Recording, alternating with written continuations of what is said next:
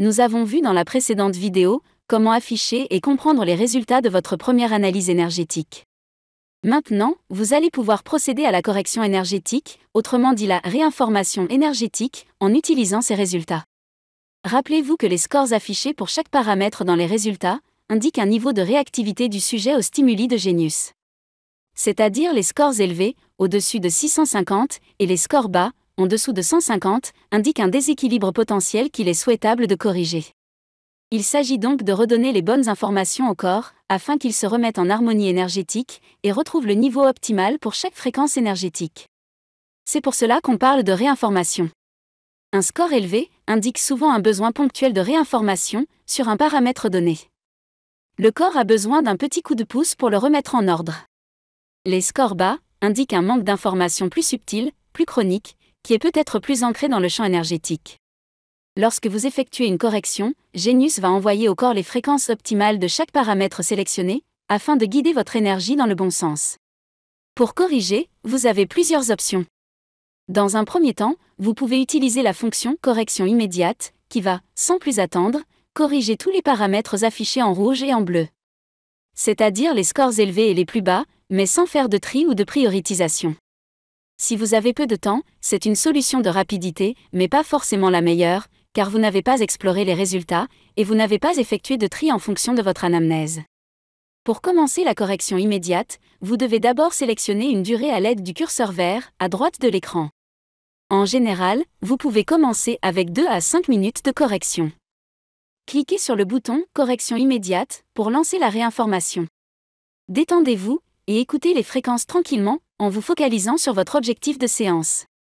Vous pouvez suivre la durée de correction avec la barre de défilement et une fois la correction terminée, des pourcentages vont s'afficher en bas de page. Votre objectif est d'atteindre une correction d'au moins 50%. La deuxième option de correction, c'est la zone « Correction rapide » qui se trouve en haut de la page.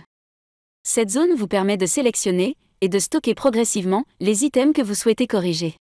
Choisissez les items parmi les scores rouges et bleus qui vous semblent être le plus pertinent par rapport à votre objectif, mais sélectionnez toujours aussi des items dans la catégorie mentale et champ biologique, car l'aspect émotionnel est très important dans une approche holistique.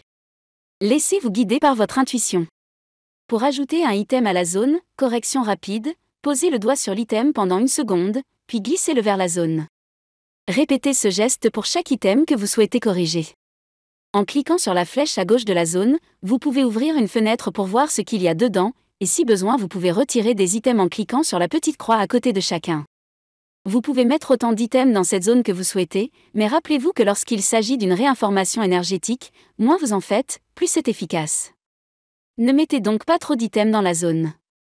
Essayez de vous limiter à une 20aine, ou une 30aine maximum. Fixez ensuite la durée de correction avec le curseur jaune lorsque la fenêtre de la zone est ouverte. Cliquez sur la flèche à droite de la zone pour lancer la correction. De nouveau, les pourcentages s'affichent en bas de la page après la fin de la correction. Si vous n'atteignez pas 50% minimum, relancez une correction pour voir si ça change. Si le pourcentage monte, vous êtes sur la bonne voie, le corps réagit bien aux fréquences. Si par contre les pourcentages stagnent, voire baissent, c'est que le corps ne réagit pas, ou n'arrive pas à tout traiter pour le moment. Peut-être avez-vous sélectionné trop de paramètres, ou bien ce ne sont pas les bons paramètres à corriger, mais en tout cas vous pouvez laisser ça de côté, et passer à autre chose.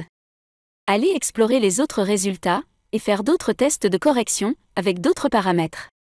Ceci nous amène donc à la troisième possibilité, c'est le tri par priorité des paramètres à corriger, en utilisant la zone « Sélection générale » qui se trouve en bas de l'écran. Comme avec la zone de correction rapide, il suffit de glisser les paramètres que vous voulez étudier dans la zone et de cliquer sur la flèche à droite.